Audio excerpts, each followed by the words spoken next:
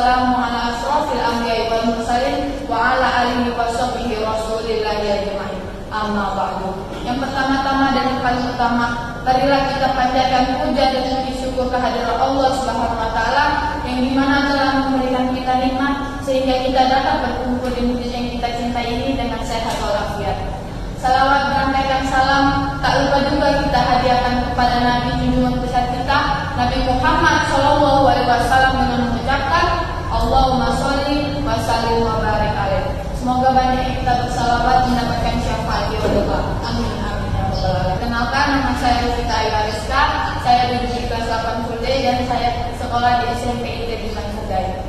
Bapak Ibu yang dirahmati Allah, pada tahun 2025 atau 1446 Hijriah ini kita dipertemukan kembali di bulan yang penuh berkah, yaitu bulan suci Ramadan. Di bulan ke-9 yang amat spesial ini, para setan dibelenggu dan pintu api neraka ditutup.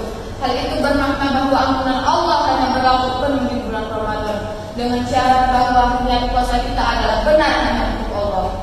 Dalam hadis riwayat Imam Bukhari dan Imam Muslim, Nabi Muhammad Shallallahu Alaihi Wasallam bersabda, barang siapa yang berpuasa di bulan Ramadan karena penuh keimanan ikhlas demi Allah dan mengharapkan pahala darinya, maka dosa yang lalu ia akan diampuni.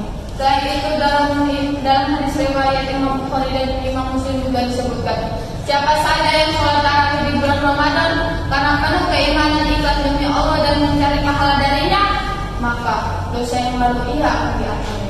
Apakah itu saja? Tentu ampunan Allah tidak hanya sebatas itu saja. Masih ada banyak peluang yang bisa kita lakukan di bulan Ramadan. Misalnya bersedekah sepanjang bulan Ramadan atau membaca Al-Quran penuh selama bulan Ramadan. Itu hanya yang saja. Masih ada banyak peluang yang bisa kita lakukan. Maka dari itu kita harus memaksimalkannya dan meraih takwa, dan tidak lupa juga menjaga kesehatan jasmani dan rohani. Kita yakini sepenuh hati bulan Ramadan adalah bulan penuh keberkahan. Di bulan yang indah ini kita diperintahkan untuk melaksanakan ibadah puasa. Ibadah puasa spesial karena ia benar-benar dialog langsung antara hamba dan Rabb-Nya. Ibadah ini dinilai langsung oleh Allah Sang Kuasa. Rasulullah Shallallahu Alaihi Wasallam meriwayatkan firman Allah yang berbunyi, kullu amali ibni adam lahu illa siyana finalahu wa ana azibihi. Yang artinya, setiap amalan manusia adalah untuknya kecuali puasa. Sesungguhnya puasa untukku dan aku yang akan membalasnya. Hadis riwayat Muslim. Pada kesempatan kali ini izinkan saya memaparkan ulang keutamaan puasa. Pertama, puasa adalah penghapus dosa-dosa.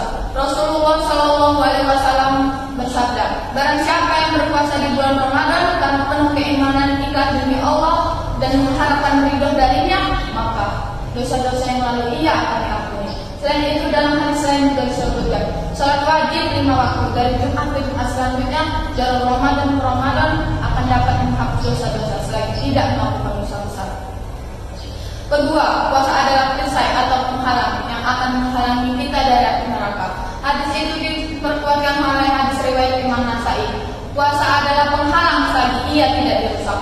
Berdasarkan hadis tersebut, kita yakini sepenuh hati puasa yang kita lakukan selama ini selagi tidak dirusak akan dapat jadi penghalang di api neraka.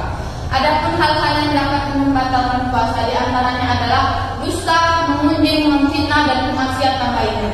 Maka dari itu sudah selanjutnya kita menjaga puasa kita agar lebih bermakna.